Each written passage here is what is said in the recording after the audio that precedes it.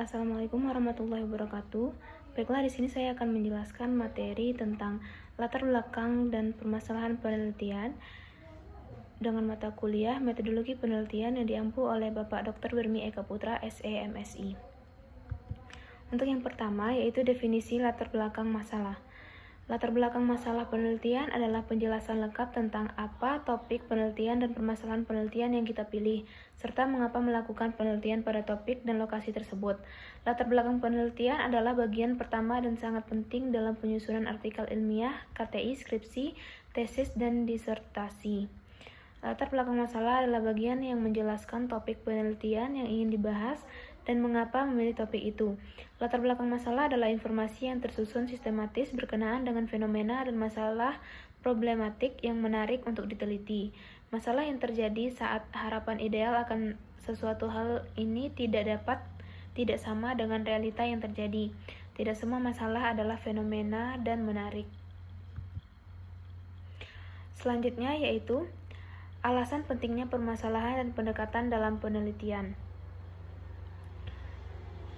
Alasan rasional dan esensial yang membuat peneliti tertarik untuk melakukan penelitian berdasarkan fakta-fakta, data, referensi, dan temuan penelitian sebelumnya. Yang kedua, gejala kesenjangan yang terdapat di lapangan. Sebagian besar pemikiran untuk memunculkan permasalahan dan bagaimana penelitian mengisi ketimpangan yang ada berkaitan dengan topik yang diteliti. Yang ketiga, kompleksitas masalah. Jika masalah itu dibiarkan dan akan menimbulkan dampak yang menyulitkan, menghambat, mengganggu, bahkan mengancam pendekatan untuk mengatasi masalah dari sisi kebijakan dan teoritis.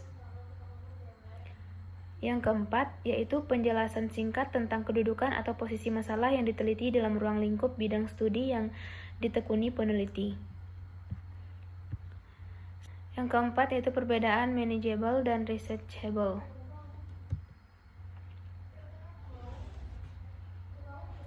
Manageable adalah apabila alternatif pemecahan masalah yang dipilih dapat langsung diterapkan atau memerlukan penyesuaian melalui uji coba terlebih dahulu.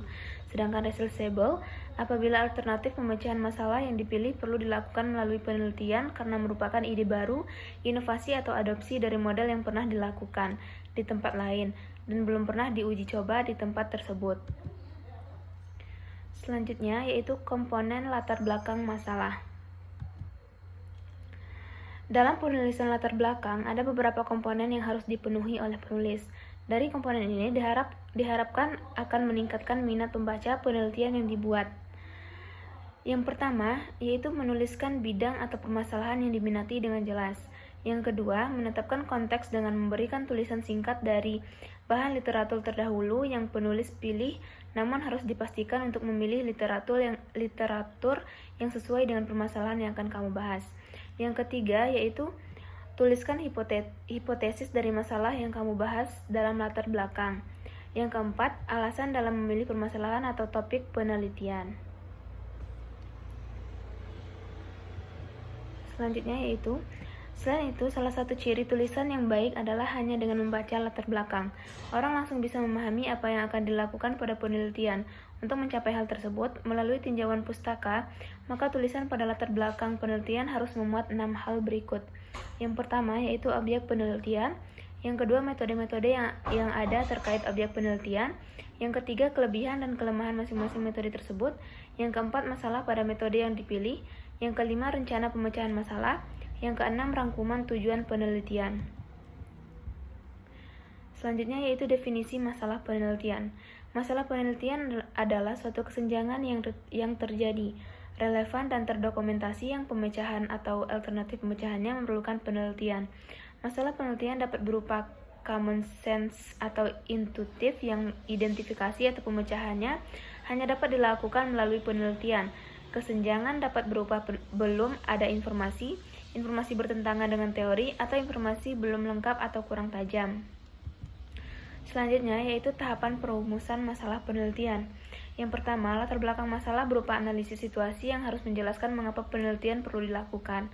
Yang kedua, identifikasi masalah menjelaskan faktor yang diduga berhubungan atau penyebab terjadinya masalah yang ditunjang data kuantitatif atau kualitatif yang berasal dari teori atau penelitian sebelumnya. Yang ketiga, pembatasan masalah penelitian berdasarkan justifikasi, adekuasi, dan visibilitas penelitian yang akan dilakukan. Selanjutnya yaitu ciri-ciri perumusan masalah penelitian yang baik. Yang pertama yaitu orisinalitas ide, misalnya pengembangan teori, informasi atau metode baru. Yang kedua, bermanfaat untuk bidang ilmiah maupun aplikatif. Yang ketiga, pernyataan yang jelas tentang masalah penelitian. Yang keempat, yaitu aspek kelayakan dari segi biaya, waktu, alat keahlian, subjek penelitian. Baiklah, mungkin hanya itu yang dapat saya sampaikan. Lebih dan kurang mohon maaf. Wassalamualaikum warahmatullahi wabarakatuh.